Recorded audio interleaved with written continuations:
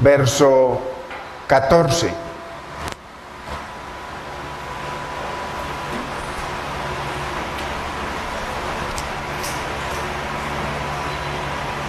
Y leemos en el nombre del Padre, de nuestro amado Señor y Salvador Jesucristo y de su Santo Espíritu. Estad pues firmes, ceñidos vuestros lomos con la verdad y vestidos con la coraza de justicia. Padre, te damos gracias, Señor. Un día más, Señor, que nos permites estar en este lugar, Señor, para alabarte, Señor, y para escuchar tu dirección, tu propósito, tu mensaje, tu palabra, tu voluntad, Señor. Dios mío, disponemos nuestros corazones, Señor, y todo nuestro ser para estar atentos a tu consejo en este día, Señor. Espíritu Santo de Dios, enséñanos, capacítanos para amarte, capacítanos para honrarte, capacítanos para amar tu palabra y entenderla, Señor. Te damos gracias, Padre, te bendecimos, precioso Maestro, Espíritu Santo, en el nombre de Cristo Jesús. Amén. Gloria al Señor. Hoy estamos, hermanos, en la 17ª enseñanza sobre la armadura de Dios. Y hoy tenemos la quinta y última parte de la coraza de justicia. Qué importante lo que hemos visto a través de estas 4 anteriores enseñanzas de lo que es Cristo para nosotros, de que Él es nuestra justicia, de que Él es del que dice todo el Nuevo Testamento que nos debemos vestir constantemente de Cristo. Entonces, qué importante entender esta palabra. Acordémonos que la armadura es de Dios. Por eso es que usted y yo nos debemos, dice, vestir con toda la armadura de Dios. Hay armas naturales, hay armas de conocimiento intelectual, pero aquí está hablando de las armas que vienen del cielo, armas de Dios. Entonces debemos ceñirnos con ella. Y aquí nos dice que nos ciñamos con la verdad. Hoy va a ver usted cómo la verdad se abre ante nuestros ojos, porque es importante que nos ciñamos de la verdad de Cristo. ¿Cuántas veces yo meditando sobre un amigo hermano al que yo quiero mucho, que dejó la verdad, y yo estaba meditando en hablar con él y decirle, ¿hasta cuándo le vamos a dar oportunidad a los demás que nos enseñen de lo que viene del cielo? ¿Y cuándo es que le vamos a dar oportunidad al cielo directamente entre Dios y nosotros a través de su palabra? Ahí es donde viene la revelación. Hoy usted va a ver algo maravilloso que el Señor me dio a entender de la única forma, estudiando la justicia de Dios, la justicia de Cristo, la coraza de justicia. Si no, no hubiese entendido yo esta palabra. Y que la hemos entendido completamente diferente a lo que usted va a ver hoy a través de la palabra. Entonces, qué importante entender que fue en Cristo que se cumplieron más de 450 profecías. Dicen los científicos que tienen que ver con la matemática, la física y las estadísticas, que si una persona cumple 10 profecías, solamente 10, eso se va a un número inmensamente grande de imposibilidades de que se cumpla, millones, billones de veces imposible que cumpla una persona 10 profecías. Imagínese 20, imagínese 50, imagínese 100. El Señor cumplió más de 450 profecías, lo cual es imposible que nadie las pueda cumplir si no es Dios mismo. Y esta gente que yo he conocido y que caminaron con el Señor, de un momento a otro, por estar dependiendo de terceros, viene un tercero y les cambió el panorama y les quitó a Cristo, les quitó el Nuevo Testamento y los encerró en mentiras hechas por hombres, el Talmud. Porque cuando una persona empieza con el mesianismo, va a terminar en el talmudismo, va a terminar. Yo salí de ahí. Va a terminar negando al Rey de justicia. Y usted va a entender hoy, como hemos venido entendiendo, lo grave que es no entender la palabra de Dios. Así como les dijo el Señor en Mateo 22, les dice el Señor: erráis, ignorando las Escrituras, y al ignorar las Escrituras, ignoramos el poder de Dios. Entonces, nos dice que nos ciñamos con la verdad. La verdad es Cristo. Y nos vistamos con la coraza de justicia, que es Cristo. Qué importante, hermanos.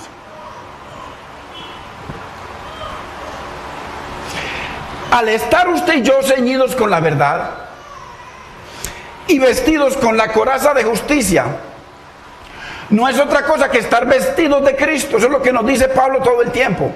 Vestidos de la aprobación de Dios, porque no hay aprobación de Dios sin Cristo.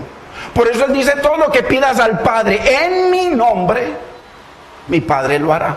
O sea, no es en el nombre de nadie más, ni de ninguna mujer, ni de ningún santo, ni de ningún nada. En mi nombre, dice el Señor. ¿Por qué? Porque es que Cristo es nuestra coraza de justicia. Él murió, Cristo murió para satisfacer las demandas de la justicia de Dios. Que el hombre la violó, Adán y Eva la violaron. Y nadie podía cumplir esa justicia, tenía que ser perfecto, tenía que ser Dios mismo. Por eso dice que antes de la fundación del mundo, Dios Padre hizo un pacto con su Hijo Jesucristo, el cual debía venir aquí a coger un cuerpo, a tomar un cuerpo, como lo dice Hebreos 10:5 en adelante: sacrificio, ofrenda, holocausto y expiación por el pecado.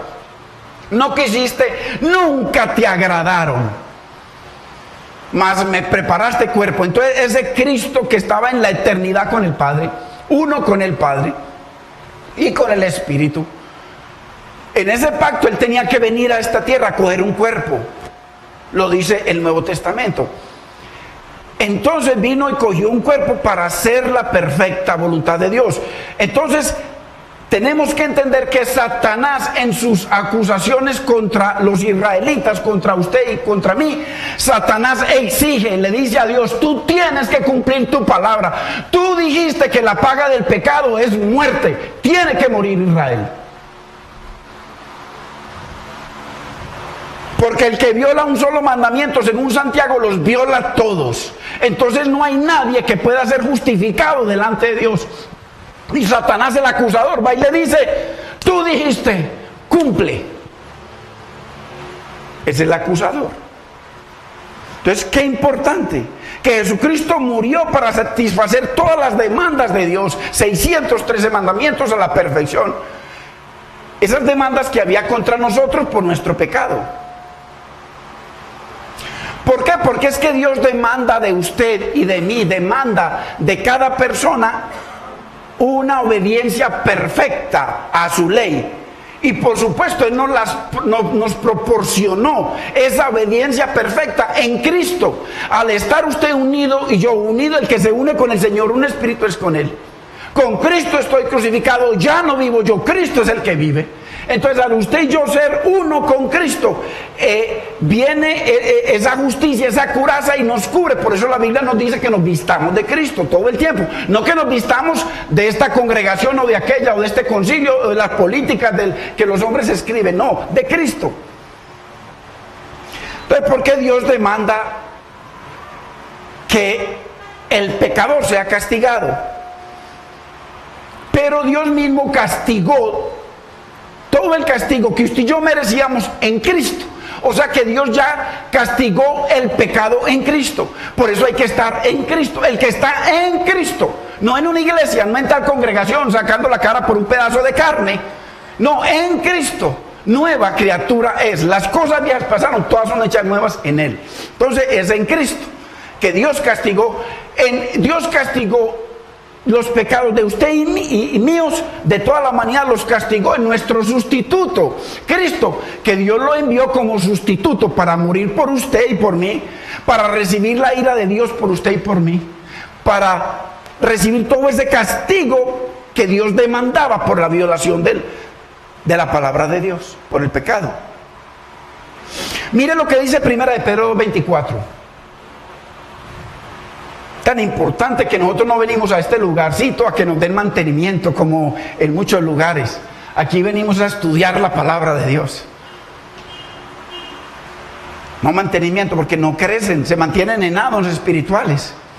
Mire, dice 1 Pedro 24, Jesucristo, quien llevó él mismo nuestros pecados. Mire lo grave que es no estar en Cristo, que es estar en María o Patricia o Antonio o Pedro o Juan o Pablo o el que sea. Es en Cristo. Mire, Cristo quien llevó él mismo nuestros pecados, o sea, mis pecados, él los llevó en su cuerpo sobre la cruz, para que nosotros, usted y yo fuésemos, para que nosotros, estando muertos a los pecados, vivamos a la justicia. O sea, usted y yo morimos a todo pecado estando en Cristo. Y así fallemos, la sangre de Cristo nos limpia de todo pecado. Miren lo hermoso. Entonces, acuérdese lo que Dios decía de Job. Dios hablaba maravillas de Job. Dios justificaba a Job. Y Job se la creyó. Se creyó que era él y no la justicia de Dios. Job se justificaba por sus oraciones. Se justificaba por su bondad, ahí lo dice. Por sus limosnas, por los sacrificios que hacía para los hijos. Por ejemplo, los hijos iban a hacer una fiesta. Ahí mismo se iba y se inclinaba y comenzaba a hacer sacrificios en caso de que mis hijos pecaren. Pero al final, Job se la creyó. Porque cuando usted y yo nos volvemos unos religiosos, nos creemos que es por lo que nosotros hacemos que agradamos a Dios y no por lo que Cristo ya hizo por usted y por mí. Pues hay que estar en Cristo. Entonces, pero mire lo que dijo Job. Una vez que medio entendió la justicia de Dios. Job 15:14.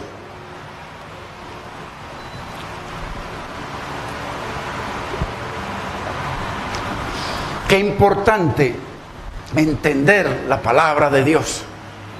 Dice Job 15:14, ¿qué cosa es el hombre para que sea limpio y para que se justifique el nacido de mujer? Job mismo está diciendo, ¿qué cosa soy yo para justificarme? Si yo soy nacido de mujer, de Eva que pecó como loco.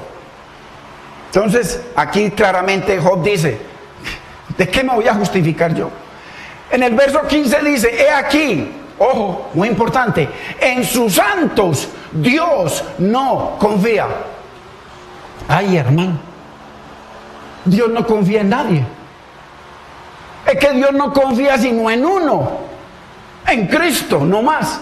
Por eso cuando usted y yo estamos en Cristo, Dios confía en nosotros porque estamos en Cristo. Qué importante entender, Dios no confía en nadie.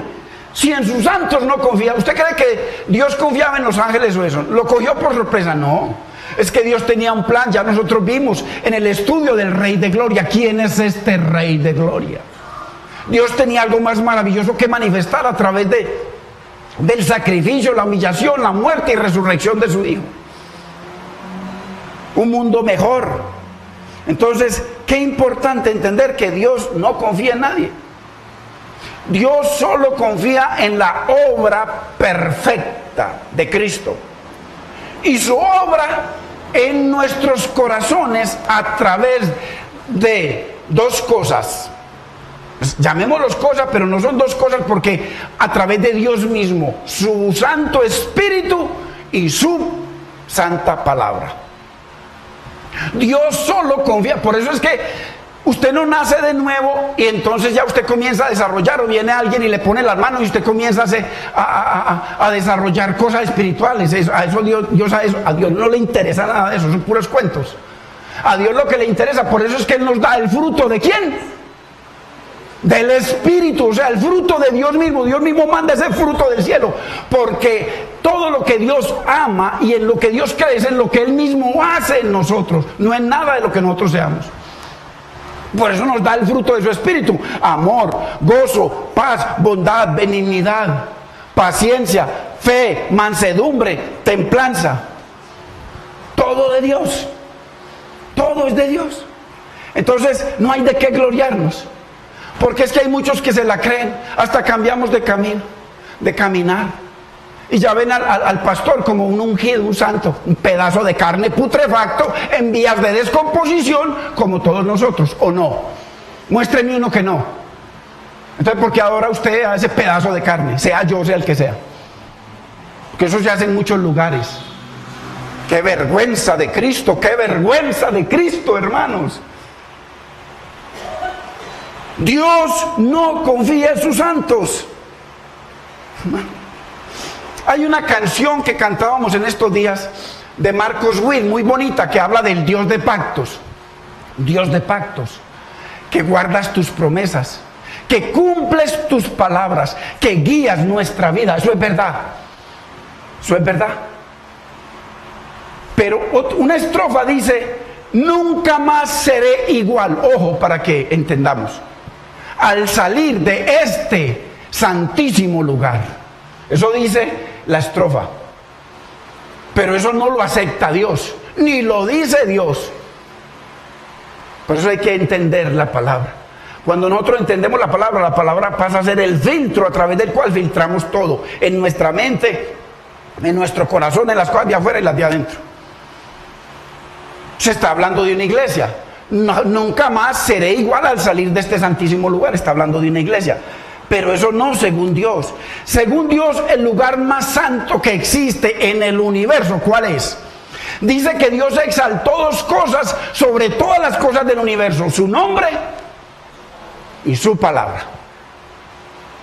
Vuelvo a ponerles el ejemplo de todos los planetas que Dios creó. Dios solamente hizo una cosa con uno de los planetas. Con uno de los planetas Dios hizo lo mismo que con usted y conmigo en Adán y Eva, en Adán. Cuando Él formó a Adán, dice que Él formó a Adán. Dice que lo amasó con sus manos. Y sabe que eso dice de la tierra. Él de la tierra usa en Isaías 45, creo que es 15 o 18, dice que Dios formó la tierra. Ojo, no para ahí. La hizo y la compuso. Usted sabe que componer se refiere a una filarmónica, en donde hay 100 o 100 y tantos instrumentos, y cada uno suena en su momento exacto, en el sonido exacto, en el volumen exacto, en todo perfecto. Por eso se llama filarmónica, una composición. Por eso, ¿por qué cree usted que de la nada, de un momento a otro, el hombre comenzó a desarrollar todo de la tierra? ¿Cómo le parece que es que usted y yo, todos los elementos químicos que componen a un ser humano, todos están en la tierra? Ahí está el hierro, ahí está el cobre, ahí está el fósforo, ahí está el potasio, el hierro, todo lo que tiene el ser humano, el 100% está en la tierra. La compuso. Y no termina ahí. Para que fuese habitada, la creó. Entonces, ese es el único. Entonces, de todos los planetas que Dios creó, que son millones y millones y millones, la NASA sigue descubriendo planetas. Dios escogió la Tierra como el país el planeta más especial de todos. De la Tierra Dios escogió Israel como el país más especial de todos los países de la tierra. De Israel Dios escogió a Jerusalén como la ciudad más especial de todas las ciudades de Israel y de todas las ciudades del mundo.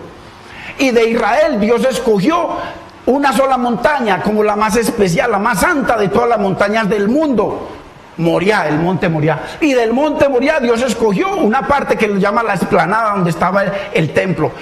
Y de esa explanada, el lugar más santo de todo el universo, era el templo, y del templo, que era compuesto por atrio, lugar santo y lugar santísimo, el lugar más santo de todos era el santuario, y del santuario Dios escogió el lugar más santo de todos del universo, el lugar santísimo, y del lugar santísimo Dios escogió lo más santo que existe jamás, el arca, y dentro del arca estaba lo más santo que existe, la palabra de Dios. ¿Qué es lo que nos santifica este lugar? La palabra de Dios. Qué importante entender, hermanos. ¿Cómo es que nunca más seremos igual? Cuando la palabra nos santifica, cuando la palabra nos limpia, cuando la palabra nos transforma, cuando la palabra nos vivifica y nos hace nacer de nuevo. Nunca más seremos igual.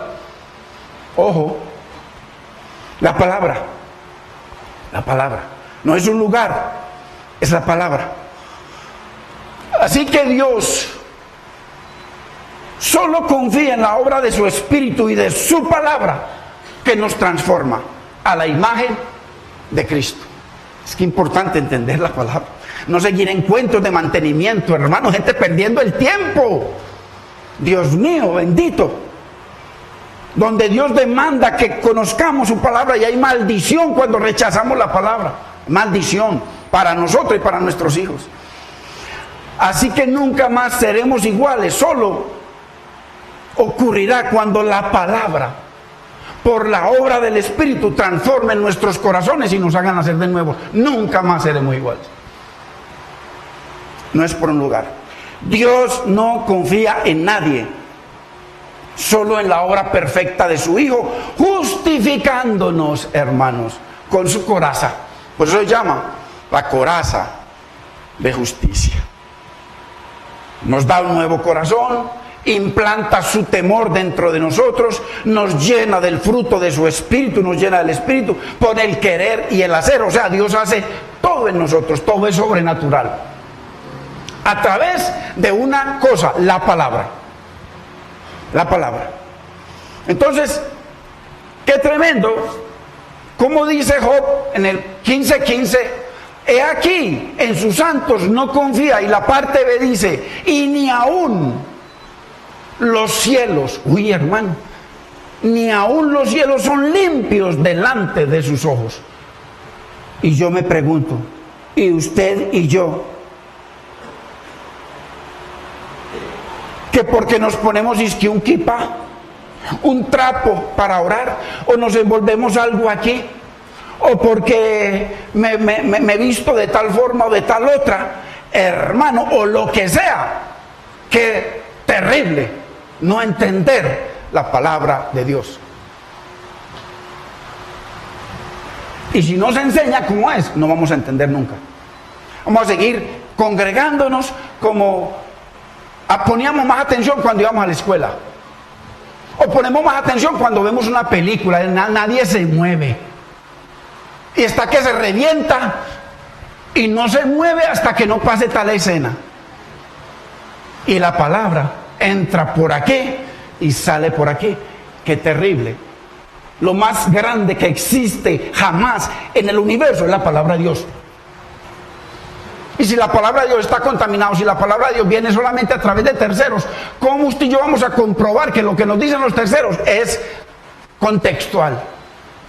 Metiéndonos con la palabra. ¿Cómo era que Dios veía a Job? Job decía, ¿habéis considerado a mi siervo Job? Mire qué orgullo.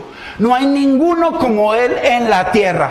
Varón perfecto y recto, temeroso de Dios y apartado del mal. Mire cómo Dios justificaba a Job. Pero Job se la creyó.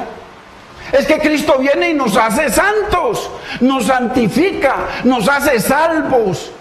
Dice que derrama sobre nosotros todas las bendiciones espirituales, todas. Y hay promesas maravillosas para nosotros aquí en la tierra y en el cielo. Pero en Cristo. En Cristo. ¿Qué tal alejados de Cristo? Que como la salvación no se pierde. ¿Qué tal alejados de Cristo? ¿Qué tal alejados de Cristo? Job 44, mire lo que dice. Porque qué importante que Job fue entendiendo. ¿Y esto por qué? Porque usted ve las congregaciones legalistas a nivel mundial justificándose por su manera de caminar, por su manera de vestir, por su manera de hablar, por su pastor, por su congregación, por puros cuentos, por pura basura, como dice el Señor. Dice que todas nuestras justicias son como trapo de inmundicia, peor que la basura. Porque el trapo de inmundicia es algo putrefacto. Ojo, Job 44. He aquí que yo soy vil. Mire cómo termina él diciendo, apenas medio entendió. ¿Qué te responderé, Señor? Mi mano pongo sobre mi boca. Ay, hermano. Uno justificándose por... Ay, es que mi congregación... ¡Ja! Señor bendito, qué ignorancia, hermano. Usted y yo sí podemos decir, ay, es que la palabra, ahí sí la palabra, que es viva, es eficaz, es espíritu y es vida, la palabra de Dios, hermano. Y dice Job en el capítulo 42, verso 5, mire, ya cuando él va a estar entendiendo, dice, de oídas te había oído, o sea, a través de terceros, por eso hay que salir a escudriñar, hermano. Hay que salir, hermano, una palabra hay que empezar a anotar, ir a leer qué otros versículos hay parecidos para que el Señor nos dé el entendimiento. De oídas te había oído, mas ahora que entiendo lo que yo soy, mis ojos te ven. Verso 6 dice, por tanto, mire, ¿qué dice? Me amo y amo a mi congregación, me aborrezco. El 5b, y me arrepiento en polvo y ceniza. Con razón, Isaías dijo, ay de mí que soy muerto. Y Pablo dijo, miserable de mí por el legalismo. ¿Quién me librará de esta religión tan asquerosa? Porque hay muchos que no tienen sino religión, no tienen nada más. Cambiaron de una iglesia católica para un lugar de estos en todas partes. No tienen a Cristo, no tienen la palabra, no entienden la palabra, no estudian la palabra. Hermano, el Señor le dijo a Oseas claramente, mi pueblo fue destruido, será destruido ¿por qué? Por falta de conocimiento de Dios. Por cuanto desechaste el conocimiento de Dios, el estudio de la palabra. El enfrentarnos a Dios a través de su palabra para que el Espíritu nos guíe. Ojo, que la séptima arma de estas 7 es orar en el Espíritu. Cuando Pablo dice al final de las 6 armas, dice la séptima, finalmente, y entonces dice que para poder que hagan efecto esas 6 armas anteriores necesitamos la séptima. Qué grave. Vamos a entender que es orar en el Espíritu. Ya todo está desarrollado, gloria a Dios. Que es orar en el Espíritu, que usted da la hermosura de la unidad de la palabra. Dice, Dios es santo y el que se acerca a él debe acercarse en santidad. Esto no es, hermano, de lejitos, o Dios me reveló, o siento esto, o aquel me dijo, o aquel oró por mí. Se lo regalo. Él lo regala, llévelo para usted. Es la palabra, es enfrentarnos a la palabra, y cuando la palabra nos dice estás mal, me arrepiento y voy y glorifico a mi Dios. Esa es la palabra, eso es enfrentarnos a Dios. No leer y leer y leer y leer y ya me he leído la Biblia 5 veces. ¿Para qué sirve? Es enfrentarnos con un solo versículo y que ese versículo diga fornicario, vicioso, mentiroso, apártate, santifícate y yo te recogeré. La palabra. Entonces, y querer nosotros, hermano, con nuestra religión y nuestro legalismo justificarnos ante un Dios tan santo, hermano, con nuestras obras religiosas. O como muchos han tomado un hecho extremo, se meten a un convento o a un seminario. ¿Será que el apartarnos del mundo, hermano, cambiará nuestro estatus de condenados? Dice la Biblia que Dios aborrece todos los días al pecador. sin Cristo, apartarme yo a un lugar sin Cristo. Eso no cambia. Necesitamos la justicia imputada de Cristo. La necesitamos. La necesitamos. Porque, ojo, si Dios hace una obra en su corazón, en nuestro corazón, y Dios lo convence a usted y a mí de ser diferentes al mundo, de no parecernos al mundo, eso está bien, pero es algo que usted toma una decisión de hacerlo para honrar a Dios, pero no para justificarse delante de Dios, nunca. Trapo de inmundicia. Ojo, si está entendiendo, hermanos. O sea que usted puede, porque usted puede hacer una transformación en su vida, ok, como en muchos lugares la gente la hace. Ojalá que sea algo por no ser como el mundo, porque Dios nos llama a ser diferentes al mundo. Dios no nos llama, como así que aquí hay 5 cristianos y todos son igualitos. El uno fuma marihuana, el otro un fornicario, el otro un mentiroso, el otro un cristiano, y son igualitos. Hablan igualito, se expresan igualito, visitan los mismos lugares. No, nosotros tenemos que hacer diferencia, que cuando lo vean a usted como cristiano, digan, esta persona es diferente a aquella. No es mejor, no mejor, diferente. Tenemos que hacer una diferencia en nuestra manera de vivir, en nuestra manera de obrar, en nuestra manera de vestir. No podemos estar, hermano, usted cristiana o cristiano, mostrando los senos y cristiana, mostrando el ombligo y cristiana, o el tipo con los pantalones todos rotos andando como el mundo, cristiano. Ah, no, es que por allá hay una congregación que dice una iglesia para los tiempos de hoy. Claro, por allá en Canadá hay otra que es para homosexuales, para los tiempos de hoy, y lesbianas y de todo, no hay problema. Yo no los juzgo, no castigo a nadie por nada, Dios me guarde, pero Dios nos llama a hacer la diferencia. Y cuando nosotros nos vestimos de Cristo, hacemos la diferencia, y eso da un fruto en nuestra vida.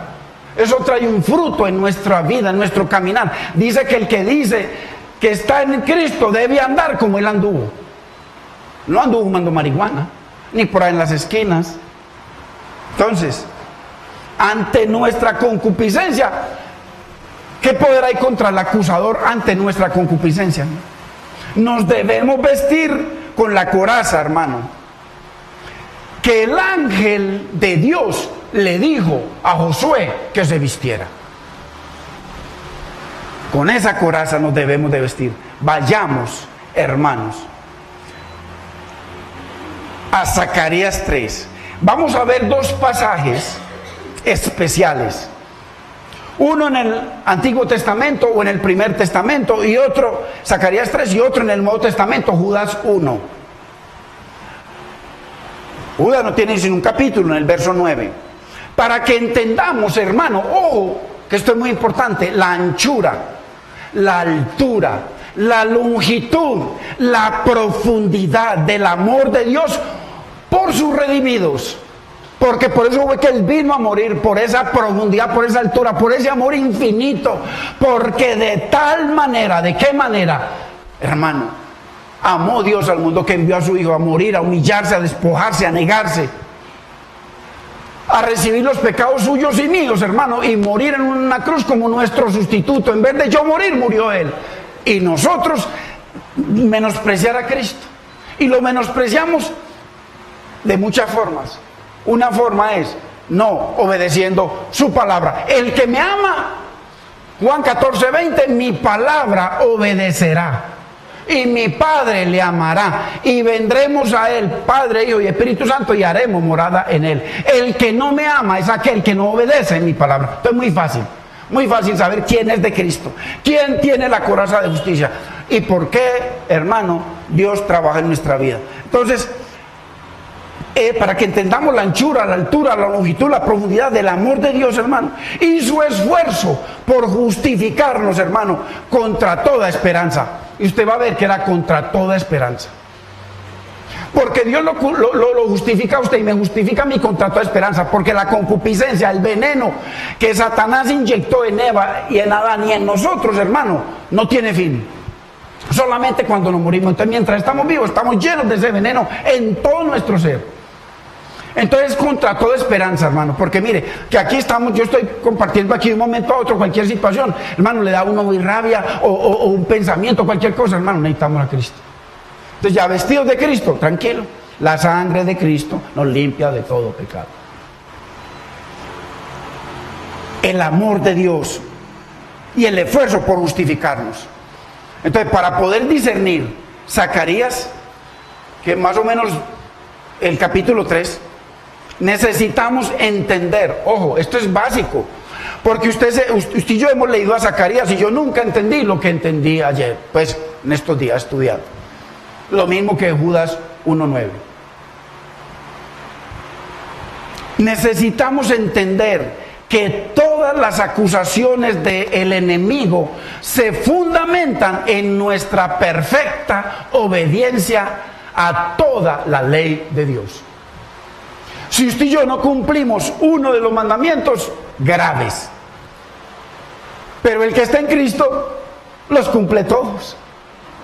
Por eso es que Dios nos dice, ya siendo justificados en el armamento que Dios nos entrega en el verso 14, hermano, que nos ciñamos con la verdad y nos vistamos de la coraza de justicia, sabiendo que ya somos salvos.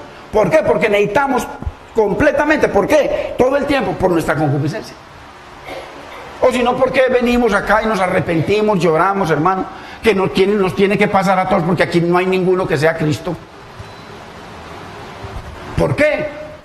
Precisamente por eso, porque a veces vienen situaciones a nuestras vidas, hermano, o por nuestros hijos, o por nuestro hogar, o por nuestras finanzas, o por nuestra salud, hermano, a veces fallamos. Entonces, todas las acusaciones de Satanás se fundamentan en que tenemos que cumplir a la perfección todos los mandamientos de Dios. Imposible. Por eso es contra toda esperanza. Imposible. Y eso fue lo que Satanás usó en estos dos casos. Satanás exige en sus acusaciones una obediencia perfecta a los israelitas. Si no, Romanos 6:23. Porque la paga del pecado Dios decretó muerte. Eso es lo que Satanás exige cuando se presentó allá ante el Señor acusando a Josué. Cuando uno lee eso y no ha estudiado la Biblia, no ha estudiado lo que nosotros hemos estudiado por años, el tabernáculo, no va a haber nada de nada. Simplemente va a ver, ay, qué bonito las cosas tan misteriosas que habla acá.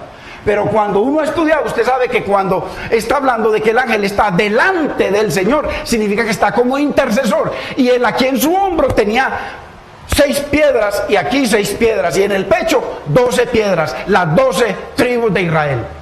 Entonces, cuando Satanás acusa a Josué, no está acusando a Josué. Está acusando a las 12 tribus. ¿Y cuál era el propósito? Ya nosotros sabemos. ¿Cuál era el propósito? Porque Judá era una de esas 12 tribus y al acusarlo de pecado tenía que haber muerte. ¿Y qué pasaría con el Mesías? No vendría. Pues necesitamos entender la palabra. Y para eso hay que entender, estudiar. Hermano, gracias a Dios que hemos estudiado bastante nosotros. O sea, bastante en la medida en que hemos podido. Para nosotros es mucho. Para otros muy estudiosos, gloria a Dios, será poco, pero gloria a Dios. El Señor nos da entendimiento de su palabra. Entonces, mire lo que dice ahí en Zacarías 3:1. Primero que todo, que hay que entender que esto no es en vivo y en directo. Esto es una visión del futuro. Ojo, es una visión que iba a tener un cumplimiento inmediato e iba a tener su máximo cumplimiento, sustancia, en un futuro. Porque en el verso 8 habla del vástago, habla de Cristo. Y en el verso 9 habla de Él como la roca. Muy importante entender esto. Me mostró al sumo sacerdote Josué, dice Zacarías, el profeta, el cual estaba delante del ángel del Señor. Y Satanás estaba a su mano derecha para acusarlo. Ya sabemos de qué.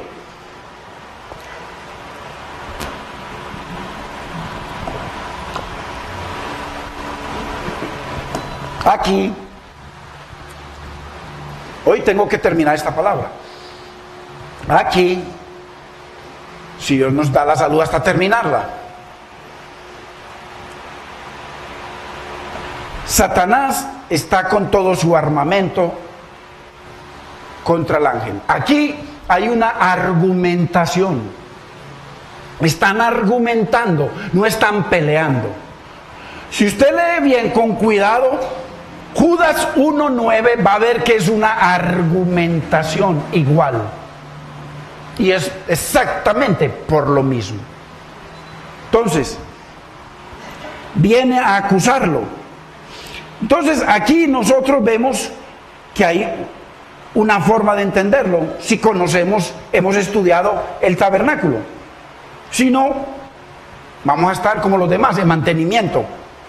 Un día más que voy a la iglesia, como voy a peinarme, como voy a que me arreglen las uñas, lo mismo. A veces arreglando las uñas se demoran hasta 3 horas en la iglesia, en la palabra, 40 minutos, 1 horita. Al decir que el sumo sacerdote está delante del Señor significa, ya vimos, las 12 tribus. Josué representa ante Dios. Cuando él se presentaba a ofrecer el sacrificio una vez al año, Josué estaba presentando las 12 tribus. Si el sumo sacerdote fuera quien fuere, Aarón o el que sea, era aprobado, Dios les daba un año más a las 12 tribus. Si no, gravísimo. Y parece que siempre lo aprobó. Entonces, Josué como sumo sacerdote, ¿y dónde vemos esto? En Ageo capítulo 1, verso 1. El sumo sacerdote habían salido de Babilonia, de la esclavitud a Babilonia. Por eso cuando el Señor le dice, no es este un tizón arrebatado del fuego, los había arrebatado de la esclavitud en Babilonia. Sin esperanza, perdieron la nación, perdieron la ciudadanía, perdieron todo porque todo fue quemado. Y el Señor los hizo nacer como nación nuevamente a través de Zorobabel. Ojo, Zorobabel, si usted estudia bien, era descendiente de David. Y a través de Zorobabel era que iba a venir. Mano. Y Josué como sumo sacerdote. Entonces, el sumo sacerdote representaba aquí las 12 tribus, los cuales estaban bajo la ley mosaica, o 613 mandamientos. Así que esta acusación era una condenación contra Jerusalén, que Jerusalén en la Biblia es los judíos, por violar la ley de Dios, no era por otra cosa. Porque la habían violado. Además, cuando usted se va para Ageo, que ahí donde están Zorobabel y Josué, el sumo sacerdote, ve que el Señor les dice a través del profeta Ageo, es tiempo para ustedes, que los acabo de sacar de la esclavitud, para que estén atesorando sus casas bien hermosas, las ventanas limpias, las cortinas limpias, el baño lo mantienen limpio con cloro, que no haya nada, todo perfecto en la casa, y que mi casa esté como está.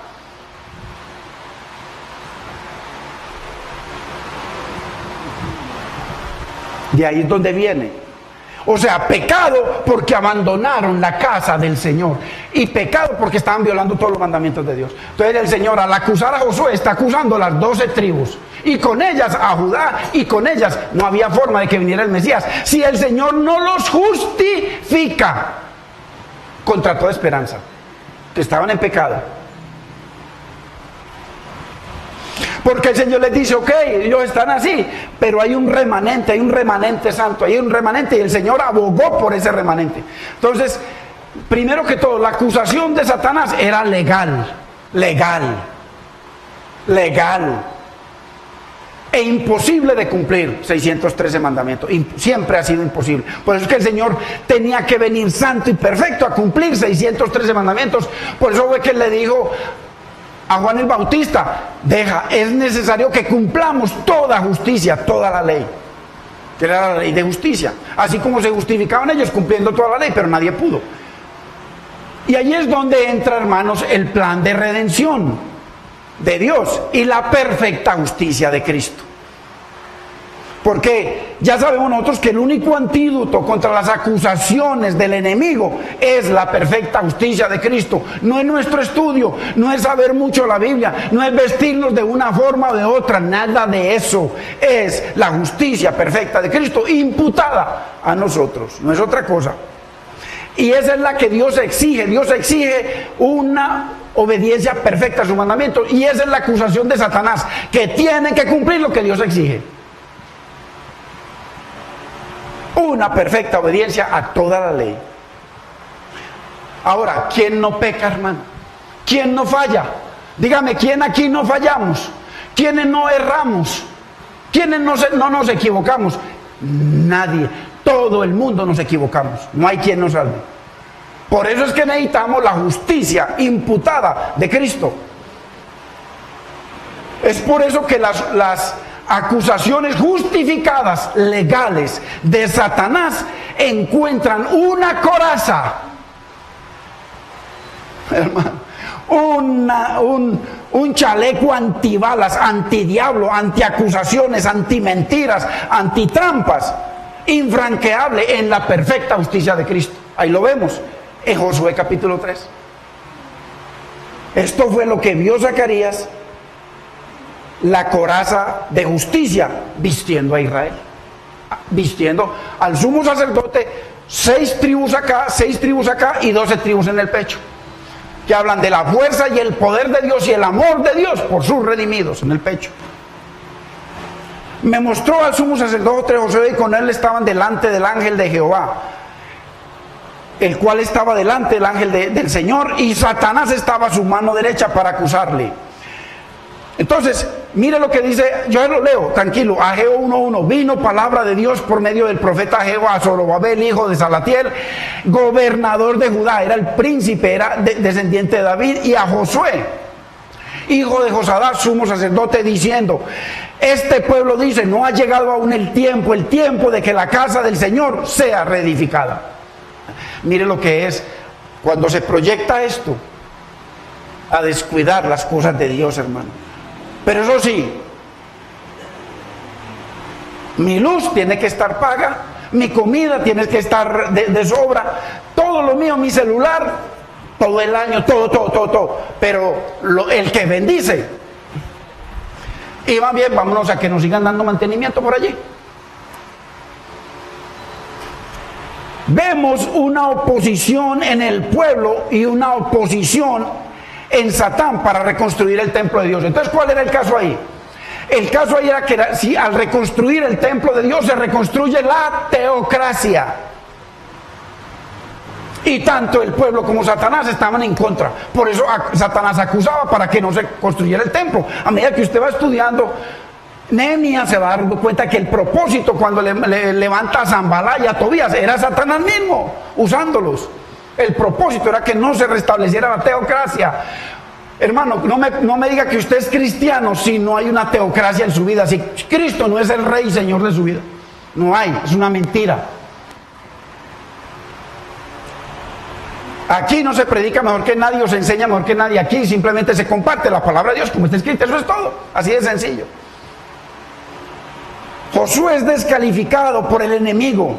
Las 12 tribus son descalificadas y con ello. Y también, por supuesto, la venida del renuevo, verso 8, o del Mesías. Pues mire, cero redención.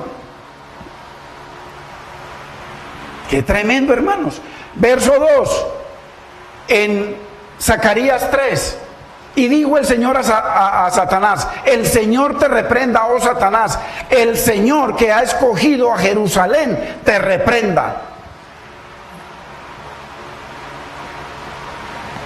¿No es este sumo sacerdote un tizón arrebatado del incendio? Entonces, ¿quién de nosotros no ha sido arrebatado del incendio, hermano? Entonces, ¿con qué forma yo voy a justificarme ante Dios? Con Cristo, no hay otra, vestido de Cristo, siguiendo los pasos de Cristo, imitando a Cristo, siendo uno con Cristo, uniéndose con el Señor, estando crucificado con Cristo. sepultado con Cristo y resucitado con Cristo. Y si pues habéis resucitado con Cristo, Colosenses 3:1, buscad las cosas de arriba, donde está Cristo sentado a la diestra de Dios. Y entonces cuando Cristo vuestra vida se manifieste, vosotros también seréis manifestados con Él en gloria. Entonces, si eso no habrá manifestación. Verso 3, y Josué estaba vestido de vestiduras viles, pecado, pero no él. Está hablando, él representa a Israel. E Israel estaba sucio porque no querían, estaban aperezados con las cosas de Dios y siguiendo las cosas del mundo. Y además no cumplían la ley de Dios. Y dice, y Josué estaba vestido de vestiduras viles y estaba delante del ángel, como intercesor. Y viene Satanás y le dice, ¿qué intercesor vas a ser vos aquí de ese pueblo pecador? Tú y ellos. ¿Qué? Entonces viene el Señor. ¿Qué es lo que hace el Señor? Lo justifica. Es ahí donde entra el Señor y cubre a Josué. Le quita las vestiduras viles y le da nuevas vestiduras, hermano. La justicia de Cristo. Eso no habla de otra cosa. La justicia de Cristo. Zacarías. Y Zacarías todo habla de eso. Verso 4. Y habló el ángel y mandó a los que estaban delante de él diciendo, quitadle esas vestiduras viles. Y a Josué le dijo, mira, he quitado de ti tu pecado. ¿Sí ve? O sea, de él y de Israel. ¿Y por qué? Porque aquí vengo yo como sustituto de ellos para cumplir los 613 mandamientos. Quita después todo eso y ponme a mí, que yo voy a venir a cumplir tu perfecta voluntad. Así lo dice Hebreos 10.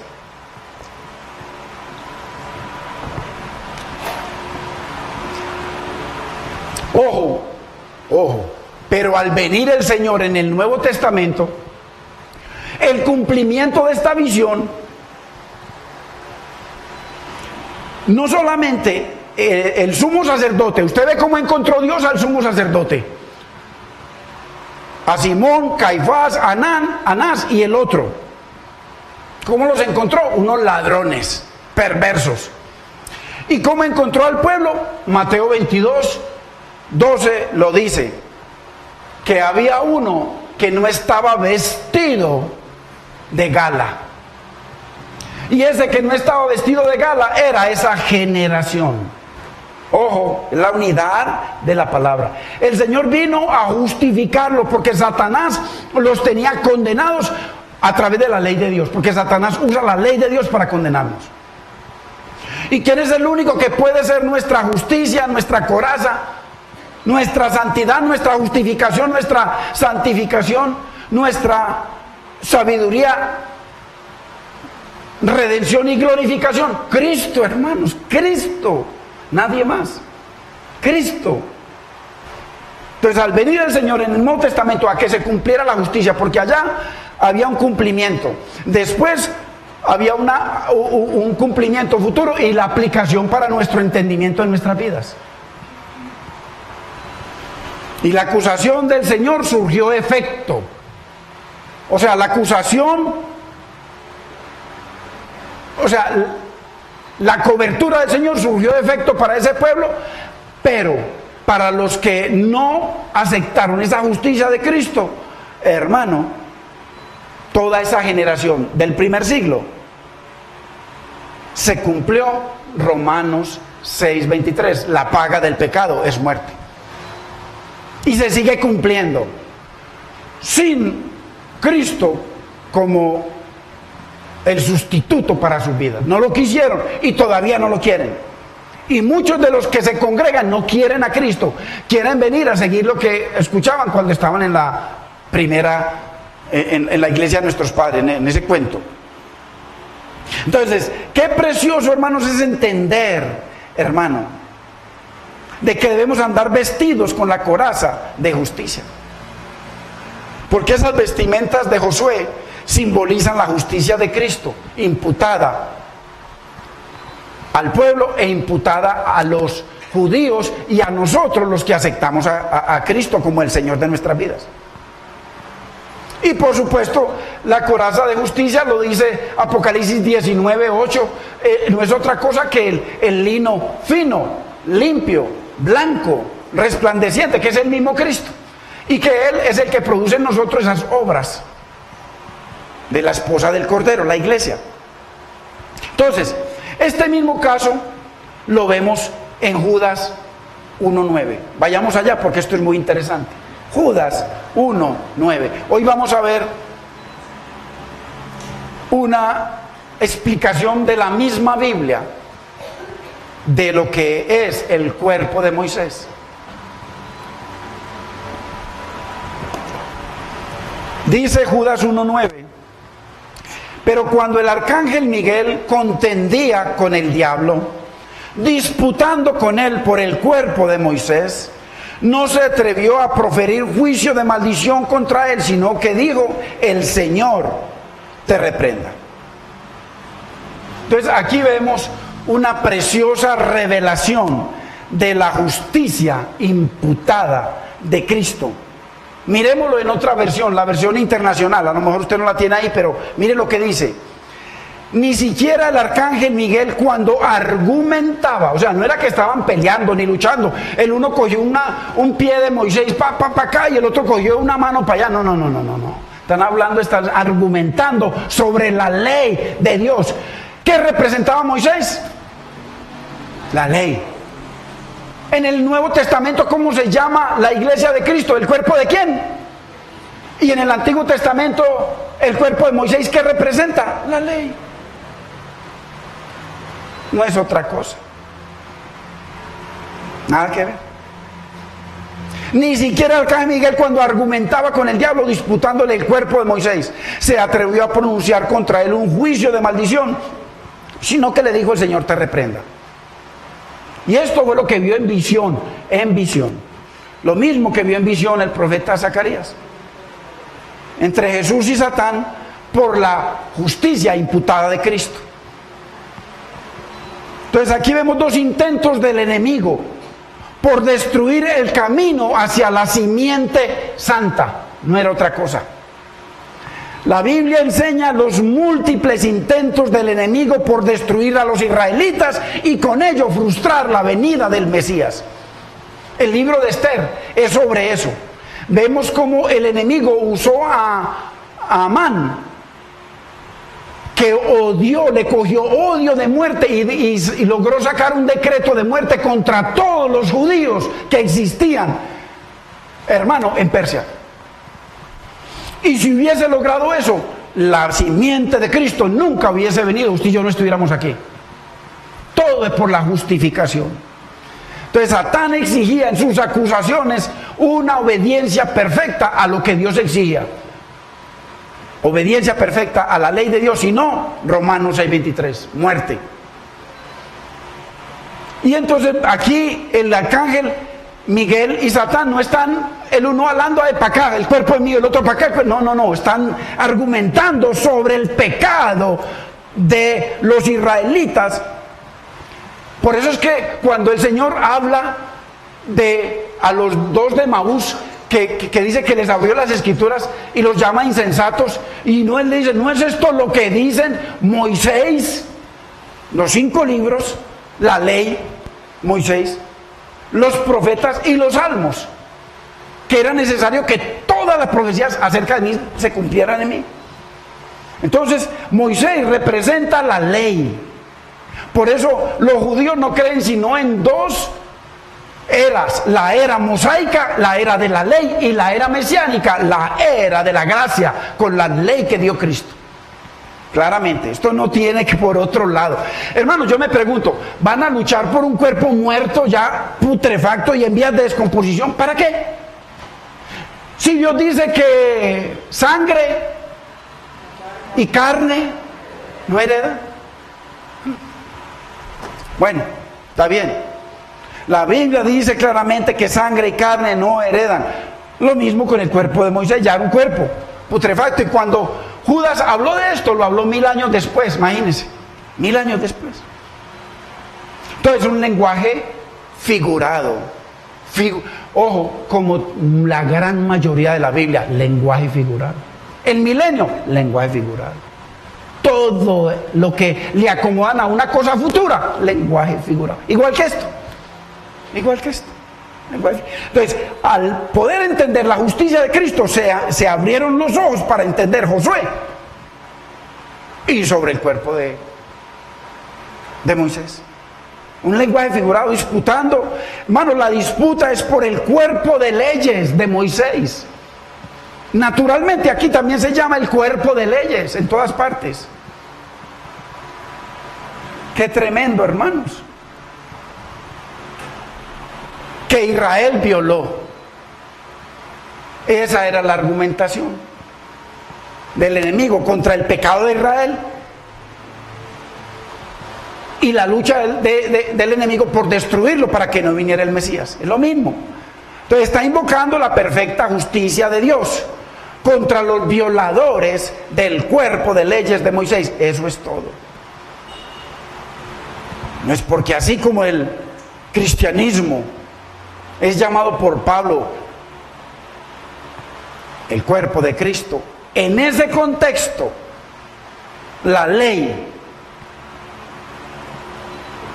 con su judaísmo, o los judíos que tenían que cumplir la ley, era el cuerpo de Moisés. La ley, no Moisés, no Moisés. Entonces es una acusación legal contra los israelitas por violar la ley de Moisés para que no viniera el Mesías. La acusación contra Josué también llevaba la misma intención de destruir a los israelitas por violar la ley de Moisés. Y en la ley de Moisés estaba todo lo relacionado al templo y a la teocracia, para que no viniera el Mesías. Entonces, la meta final del enemigo no eran los judíos, nunca han sido, sino evitar que fuesen justificados con la venida del Mesías, como lo muestra la visión de Josué, de Zacarías, en Zacarías 3 con el sumo sacerdote Josué. Entonces, así que en el contexto, ya vamos terminando, del plan de redención, hay que mirarlo en el contexto de la cosmovisión de Dios, de los propósitos y planes de Dios. En el contexto del plan de redención, en ambos pasajes vemos la revelación de la justicia imputada de Cristo contra toda esperanza por amor a sus redimidos. Así que por mucho que usted y yo deseemos agradar a Dios y esforzarnos por obedecer la palabra, hermano, con cosas legalistas, el enemigo siempre va a ver nuestra debilidad, nuestra concupiscencia, y nos va a descalificar. Ahí es donde entra: ceñíos con la verdad y vestíos con la coraza de justicia. Padre, te damos gracias, Señor. Bendecimos tu nombre, Señor. Señor, tu palabra es una unidad perfecta. Tu palabra tiene una revelación progresiva, porque una verdad nos lleva a otra verdad, pero una mentira nos mantiene estancados en el mantenimiento, en la mentira, Señor. Sin crecimiento, sin entendimiento escatológico, sin entendimiento profético y sin aplicar tus verdades, Señor, a nuestras vidas. Dios mío, te pedimos perdón, Señor, por nuestra ignorancia, por nuestro deseo de estar conectados con el mundo, con las novelas, con las películas, con las noticias, con la televisión, y dejar tu palabra a un lado, solo para un rato, un domingo, Señor, un primer día de la semana. Dios mío, te pedimos perdón por nuestra infidelidad, Señor, por nuestra dureza de corazón, Señor, por nuestra terquedad y necedad. Dios mío, Señor, enséñanos, capacítanos, Espíritu Santo de Dios, para entender tu palabra. Una vez que la entendamos, capacítanos para obedecerla, Señor. Capacítanos para amarte, capacítanos para alabarte en espíritu y adorarte en verdad, Señor. Dios mío, te damos gracias, Señor. Gracias por tu bendita palabra y gracias por enseñarnos en este humilde lugar, Señor. Como nos vienes enseñando, Señor, tus